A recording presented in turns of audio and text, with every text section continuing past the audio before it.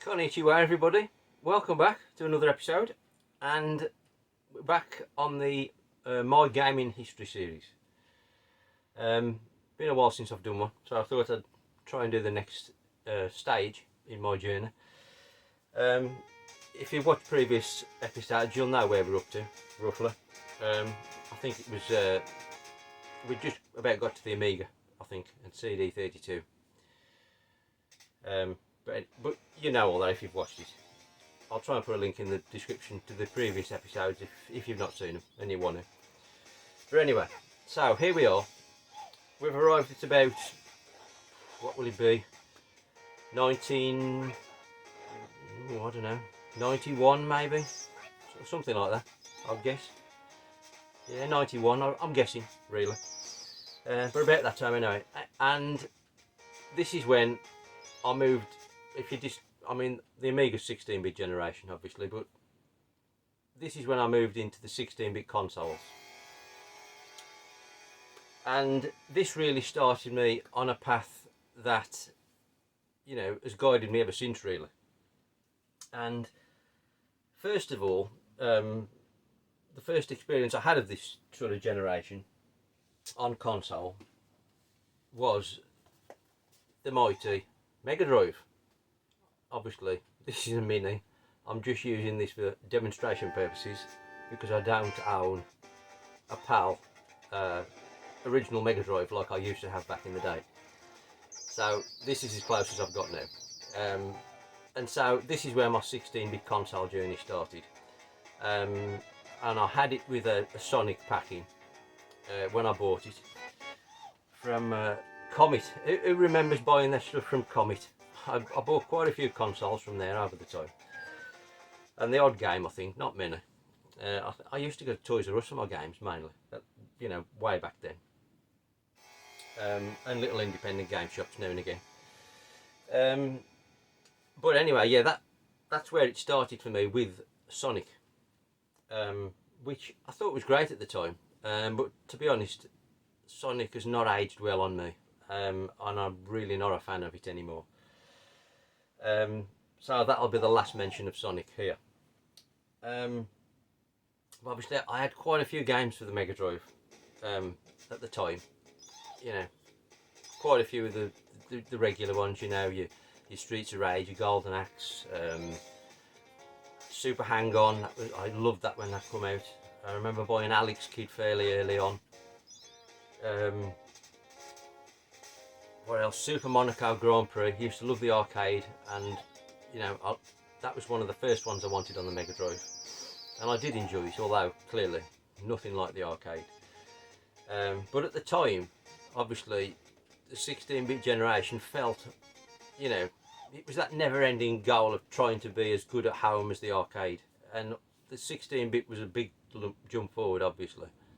But of course, the arcade's a jump forward as well. So even though it was much better than you'd previously played on the Master System,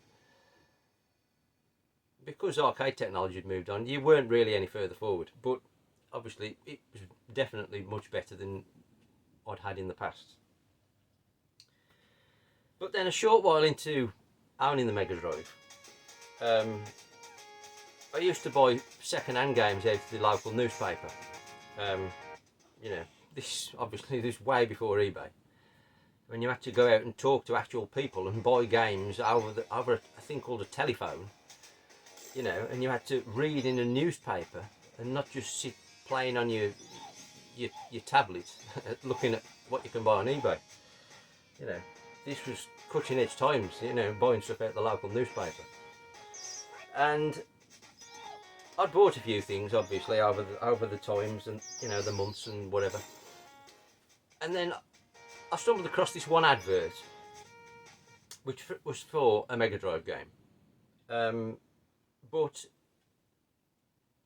I can't remember. It's been whatever, 30 years or whatever. But I'm fairly sure the advert just said whatever the game title was, and we'll say it was 25 quid. Because that was about the going rate. You know, they were £40 brand new, roughly, for a modern, you know, a new release. And you know, 25 quid was about the going rate for a second-hand version. And I'm sure it just said the name of the game, good condition, 25 quid, something like that. So anyway, found them up, and my dad took me over there because this, you know, it was before I could drive. Obviously, I was only a kid at school. Anyway, I got to this kid's house, and he then he sort of presented me with the game, and it wasn't what I was expecting, because what he gave me, or what he offered me, was this. Yes, it's Moonwalker, as we've got on the TV, but obviously it's the Japanese version. And I thought to myself at the time, what the bloody hell's this? I don't want that. And he'd got it bundled with one of these, which is a Honeybee Japanese adapter, and this exact, not this exact cartridge. It was this exact cartridge, but this isn't the one, if you get what I mean. So anyway, yeah, it was in a box as well. It had got the original box for the converter. And so, you know, he showed it me working, how they did. I mean, I'd never seen one before. You know, it was all new to me. So I thought, well, okay, I'll give it a go. And I bought it anyway. And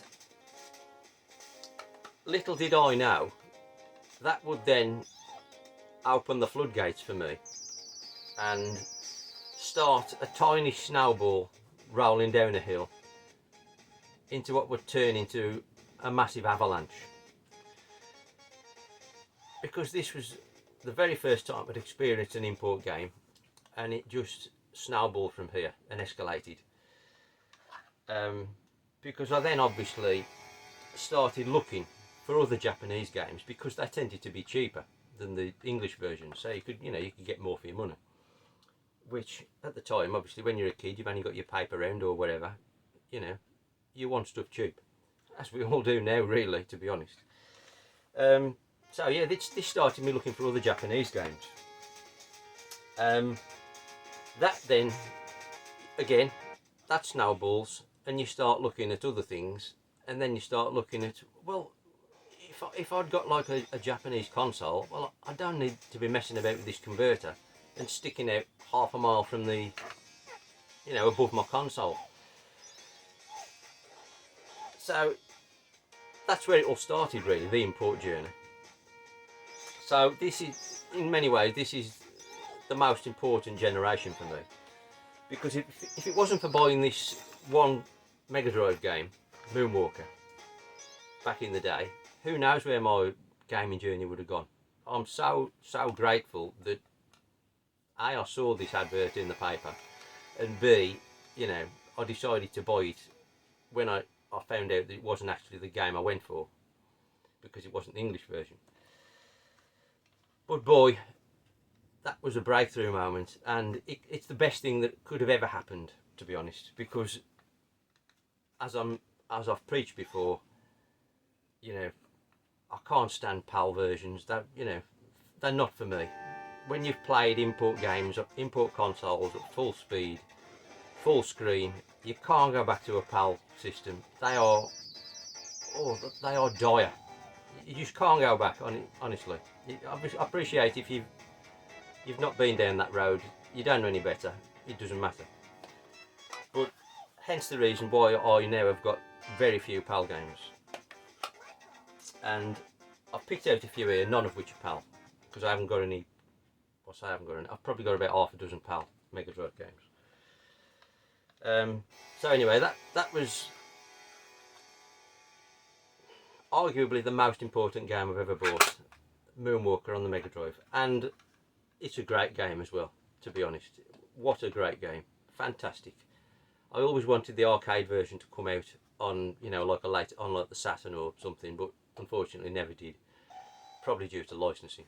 But you know, if you can emulate it now, the arcade version obviously is a fancier version of this because it's in an isometric 3D viewpoint. Cracking game, but this is great as well. That's Moonwalker. Now, just going back a bit, after I had the Mega Drive, this is when it was still a PAL one. I'd not had it long. My brother then had a Super Nintendo. Again, same scenario. I've not got one to show you, so this is the minute. My brother had one of these. I don't know if it was actually launch day, but it was very close to launch when he bought one, because there were only 4 games available, I remember. The launch games were, obviously Mario was with it, and then there was Super Soccer, Super R-Type, F-Zero and Super Tennis. And I think he bought F-Zero, and then at a later date he also had Super Tennis. And then we did play Super R-Type further down the line, and Super Soccer, I think. But I mean, clearly Super Soccer's the turd in the bunch, really. The other 3 or 4 launch games on the SNES UK release were absolute bangers, really. So then it was magical, because we got the best of both worlds. I'd got the Mega Drive, my brother had got the Super Nintendo, and we could literally enjoy both, and it was an amazing time. But then, of course, my sort of journey down the Japanese route on the Mega Drive also then happened on the Super Nintendo as well, and it was in exactly the same scenario. My brother saw another second-hand ad in the newspaper for a Super Nintendo game with a converter, you know, just locally. Again, whatever it was, 25, 30, might have been a bit more, because SNES games were a bit more pricey. I can't 100% remember what the game was, what we had. I've got a feeling it was Tiny Toons, Bus to Bus Sluice, but I can't 100% remember. But for whatever it was anyway, it doesn't matter.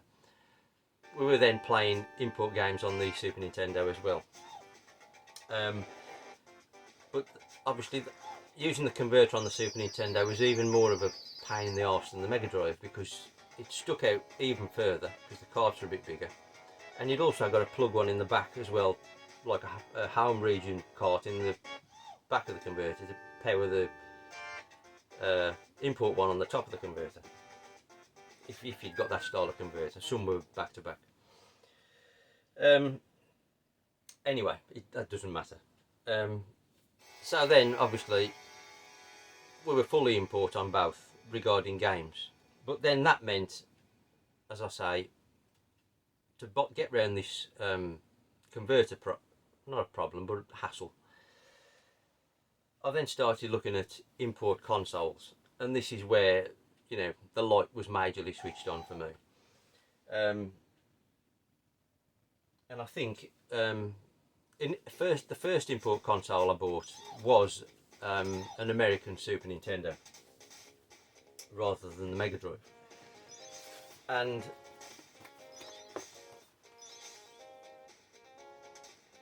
it's one of these. Now this isn't the actual one, unfortunately, although this is my oldest game in possession, if you like. I've had this from brand new. I rebought another one later on before they, you know, sort of stopped making them. So this is my oldest original thing I own in the collection. It's still like brand new. It's had very little use, and you know, I'm reluctant to use it really because it's so mint. But this was an amazing experience. Like I say, so much better than the PAL one. It was night and day. To be playing these games all of a sudden, you know, full screen, full speed, after you'd played them on PAL, it was a different game, honestly.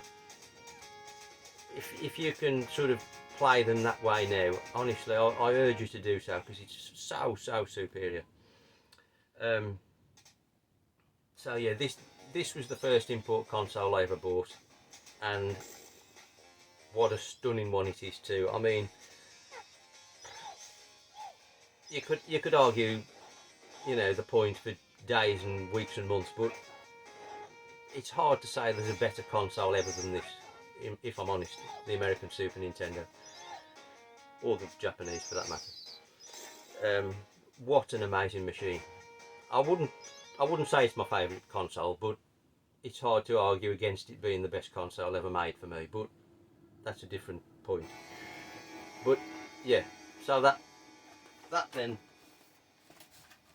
really opened the floodgates, and I've literally almost never bought another PAL console since, until it got to being, you know, what was it, like Gen 7, when, you know, import and PAL became sort of simultaneous and you didn't need import versions of consoles really.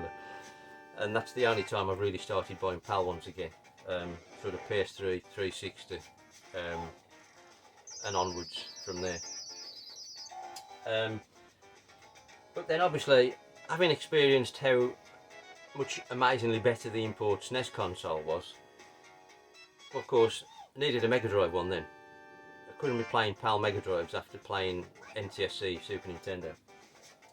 So, weirdly, I think it was, I haven't actually got, the first one I bought was a Japanese, was it a Japanese? I'm sure it was Japanese, which I haven't got anymore, unfortunately. But it's similar to that, obviously. That's a Japanese Mega Drive 1. By far the best Mega Drive for me. Unfortunately not my original one, but it's great to have one, you know, as close as possible. So then obviously I was playing games as they should have been played on both systems, and it was just, it was so eye-opening, so amazing, great times. A bit later on, I did then swap and get myself a Genesis 2. Again, this isn't my original one, unfortunately. Well, it's not my original box. Unfortunately, my original box got lost somewhere. I've just bought this as a replacement. I mean, the one I had was brand new. I've still got the console, but unfortunately the box went missing. So that's just a box for my original console, which I've still got. But I ended up going down that route because I bought a 32X American and a Sega CD American.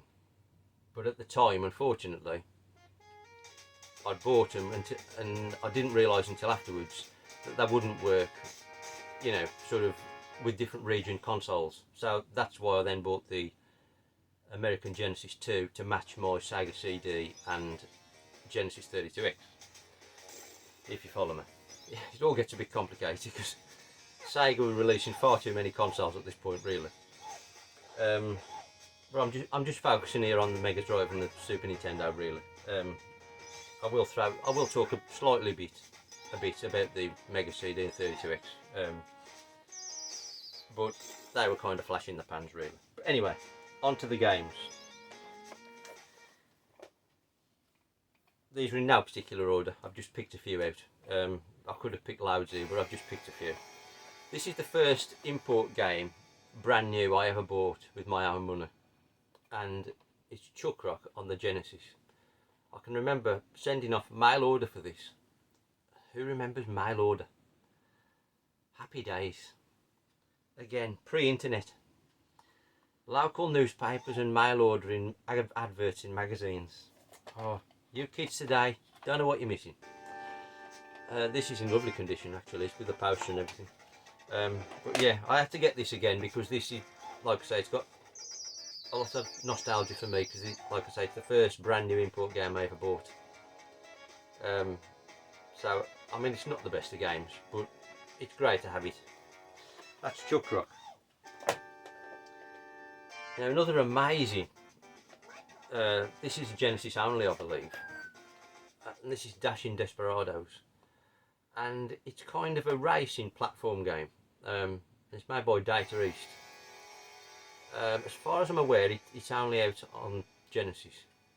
I'm not 100% sure if it's out Jap. It's certainly not out PAL. But yeah, this always reminded me of a Neo Geo game. Just got that feel and look to it. But if you can play it on emulation, strongly recommend you try it. like you say, it's like a split screen. I don't know if you can tell on the back of the box. It's like a split screen, and you've got to run to the end of the level and beat your opponent basically. But it's a really fun game. And then of course, I had to have this back in the day when I had my Mega Drive. Outrun. I mean, it's just my favourite game, so I've got to have this. I had the original PAL version, was my original game. Because most of these played, you know, most of the English games played perfectly fine on a import console. You didn't need a converter or anything. That plugged straight in, and so you know, you were fine to buy PAL games and use them on the Jap machine, all the USA. It was only later on when that became region locked, and then you needed a converter. So you're now further forward in that sense. So yeah, Outrun. I mean, at the time, stepping up from the Master System version, it was brilliant. And it's not a bad conversion, to be honest, but it's obviously it's not as good as the arcade or the Saturn version, but it's still great on the Mega Drive. And then of course I had to have Turbo Outrun. Never so keen on Turbo Outrun, to be honest, but it's not a bad version on the Mega Drive again. So I had to have it. And then this one, I always wanted to come out on the Saturn. Unfortunately never did. And we've got Outrunners, which is an arcade exclusive because it never got released to anything, unfortunately. This is my favourite box art ever, I think. I absolutely love it. It's just amazing. You know, what amazing box art. It only came out Japanese and American, now PAL version. I do have the American version as well, actually. We're moving backwards and forwards in times here, so I'm sorry there's no order to these. Great Mega Drive game, Castle of Illusion. One of the first ones I ever had, actually. Brilliant platform game, still amazing to this day. For me, I think it's a cracking platform game. And the one they remade on the PS3 was good as well. I've got that downloaded. Another early game, Golden Axe, stunning. Nothing more to be said. Now a late game, this blew my mind at the time. Virtua Racing. I love this box as well. So nice. With the only one with the grey box as well. But yeah, phenomenal to get that running on a Mega Drive. I mean, clearly nowhere near as good as the arcade, but at the time, it was amazing. And now, one of the best games on the Mega Drive for me, and we've got Bare Knuckle, or Streets of Rage, it's known over here. An amazing game. Not quite as amazing as Streets of Rage 2. You might think this one's a bit weird. This is actually an Asian version. I prefer the Japanese one, to be honest, but this seems much... I've just stumbled across this one and it's absolutely like brand new. Even the box don't want to open. It's just had no use at all. It's in beautiful condition. I mean, I don't like the box as much as the Japanese one or the PAL one, to be honest, but it just seems really rare, and so I'm reluctant to get rid of this in favour of the Jap one. But for me, that's the best game on the Mega Drive for me. It is phenomenal and still amazing today. Possibly, I'd go as far as saying that's the best scrolling beat 'em up ever made, for me.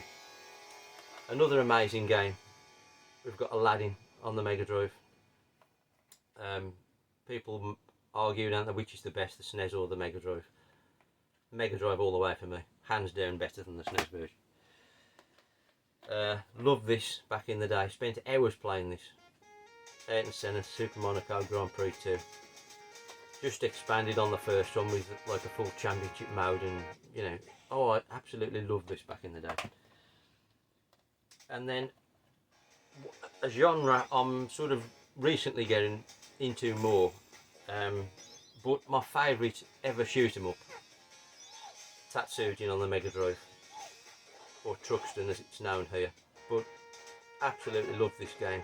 Love the soundtrack. It's just amazing. Fantastic. No more words to be said.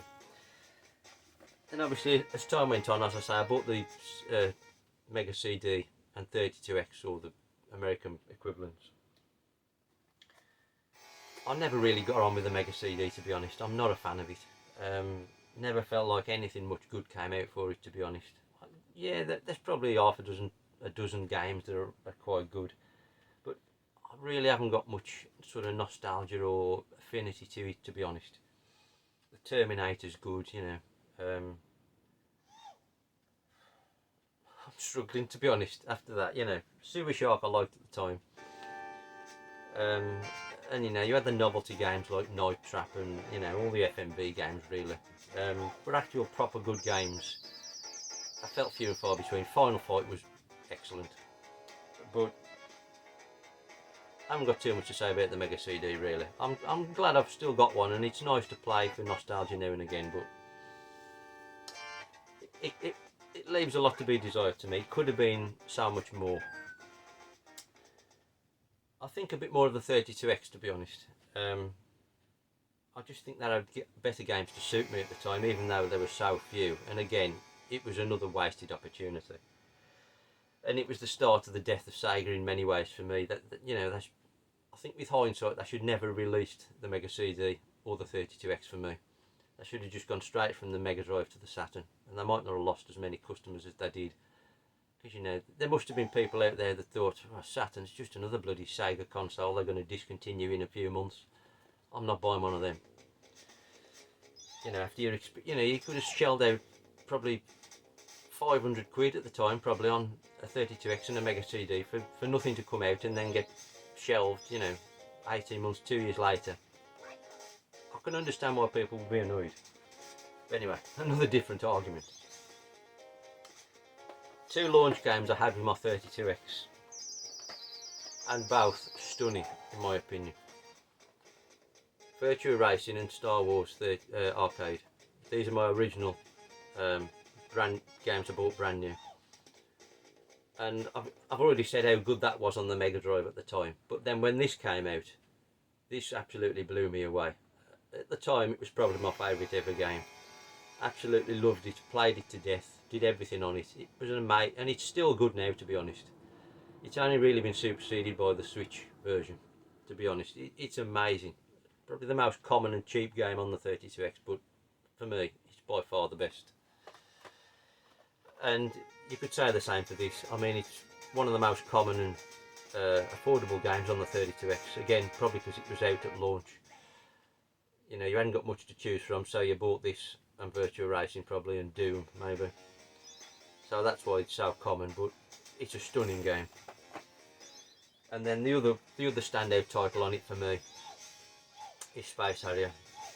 I mean, again, stunning. It's a great conversion. I'd say it's getting on for being as good as the arcade. It's really good. So again, it's an absolute stunner. Right, we'll leave the Mega Drive stuff for there, and we'll talk about the Super Nintendo now, because the time's cracking on.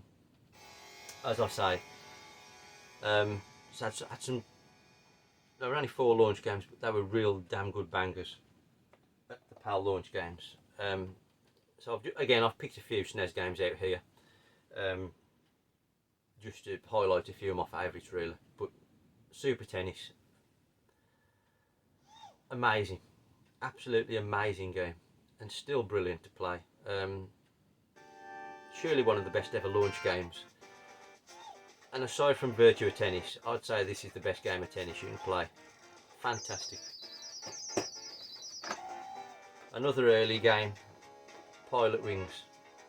Absolute love this game to this day again. I could play the skydiving all day on this. It's just amazing. Shame they've never really gone back to it. I know there was an N64 one, which for me ain't as good. And there's a 3DS one, again, for me. This is the version to play. Love it, Pilot Wings. Now Absolutely loved this game at the time. Played it to death. And this is my original copy I bought brand new. Nigel Mansell's World Championship. Now, obviously, racing games of this period haven't aged particularly well, so it don't look anything today. But at the time, it was stunning. Oh, so much fun I had playing that. Now, again, this was probably my favourite SNES game back in the day, and that's F1 Rock 2. Although I had the Japanese one, which is called F1 Exhaust Heat 2.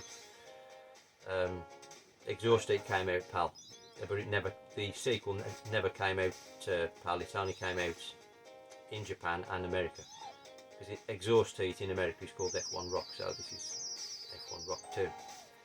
But yeah, if you can imagine, it's a Formula 1 game, sort of in an F-Zero world, if you like. It's F-Zero with Formula 1 cars. It was stunningly good at the time. Been quite some time since I played this, but God, it was good. And then, what else have we got? Oh, another stunner. Sunset Riders. These obviously, I don't pay for Nintendo cardboard. I gave up that long, many years ago. I only buy carton now and put them in universal game cases. But they're all genuine, proper games. Sunset Riders, and they're all American, these are. But yeah, Sunset Riders, fabulous game. I mean, it's great on the Mega Drive as well, I think, but the SNES version's the best. I would like the American Mega Drive, like the Genesis version, but I've never stumbled across that, unfortunately. And we've got Indiana Jones, it's this Greatest Adventures, made by the same people who did Star Wars, I believe. Very similar to Super Star Wars, and obviously it's Indiana Jones. Fantastic game. I don't think that's cheap anymore, unfortunately. And this is the game I think was the first import game me and my brother ever got. I think Tiny Toons Buster Bust Loose. Again, this is another cracking platform game, and this is generally very cheap. If you've not played this, and if you like platformers on your SNES, strongly recommend that one. Then an absolute stunning game. We've got Top Gear, which is basically a SNES version of Lotus Turbo Challenge. It's got very similar music. If you like Lotus Turbo Challenge on the Amiga, which I love, this will be bang up your street. There are sequels as well, but for me, this is the one you want. Phenomenal game. Then obviously, we've got the launch game, the packing game, Super Mario World. Probably the best packing game ever made. I mean, a lot of people would say this is the best game ever made, and the best game on the Super Nintendo, and I wouldn't argue. It's just probably not my favourite, but it's a stunning game, and most definitely the best Mario game ever made for me. Now this one's a bit of an oddity. Smart Ball. You've probably never heard of this one. The only reason I've picked this out is this is one of the very first import games I ever remember going to a shop to buy, because there was a local electronics shop who sold a few games, and they'd got the Japanese version of this, which is called Jerry Boy. It's in a pink box, and it probably just stood out. The box was not bright and colourful, and me and my brother bought it, and we didn't particularly like the game, but it had the most infectious soundtrack. I remember at the time it was in my head for ages and ages, and I've tried to get the Japanese version, but then I found this American version by pure chance and just bought that instead. But just for the nostalgia, I would like to pick up the Japanese one eventually. But yeah, it's a platform game anyway. It's very kind of Japanese, and you play this kind of jelly disc type character, and you can sort of morph into different kind of shapes, and it's all right. It's not rubbish, but it's by no means brilliant. But yeah, it's got good nostalgia for me. And then we'll finish off with 3 of my favourite games on the Super Nintendo. First off, we've got Rock and Roll Racing. Now, what a phenomenally good game this is.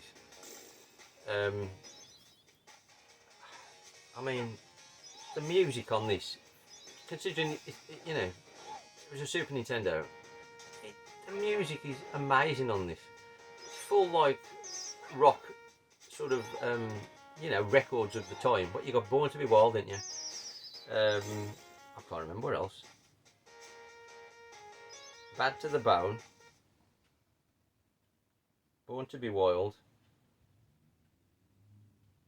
Yeah, stuff by Steppenwolf, Black Sabbath. It was amazing. And it's still brilliant to this day. I recently played through this again on the Game Boy Advance and, finished it. Fantastic. Love this game. Unfortunately, I don't think that's cheap anymore either. Then, this is my original one I bought brand new. Super Mario Kart. The original. And for me, by far the best. I'm really not keen on modern Mario Karts. Everyone's kind of been a backward step since this one for me. They've got progressively worse. I can't stand the rubber banding that's in modern Mario Karts. I quite like the N64 one, but compared with this, it's crap. And I quite like the GameCube one, but it's nowhere near as good as this. This is head and shoulders above any other Mario Kart for me. Absolutely love this game. It's phenomenal, and it's still amazing to play today. And then the last game I'm going to show you today, my favourite game on the Super Nintendo, one of the greatest games ever made, and that's F-Zero. Love this game. What a launch game. To think you could, the day it came out, you could go and buy a Super Nintendo with Mario World, and then buy F-Zero as well. What a time to be alive. It's still an amazing game today. I just love it. It's one of my favourite games of all time. It's just brilliant. Thankfully, it's quite cheap as well. If you haven't got it and you like racing games, do yourself a favour and play F-Zero. They're all amazing, but the SNES will always be the best for me, I think. And there we go. That was my 16-bit sort of eye-opening part of my game journey. Life would never be the same again. Could argue it's the greatest generation ever, possibly. It's not my favourite, but it's certainly possibly the greatest, I would say. But what do you think? Let me know in the comments. What were your thoughts on the 16-bit generation, and was it the greatest for you? Is it the greatest ever? Be keen to hear your thoughts. But thanks for watching. I'm sorry it's dragged on a bit. And where will the next episode take us? All will be revealed in time, whenever I get round to filming it. But thanks for watching, and I'll see you soon. Sayonara.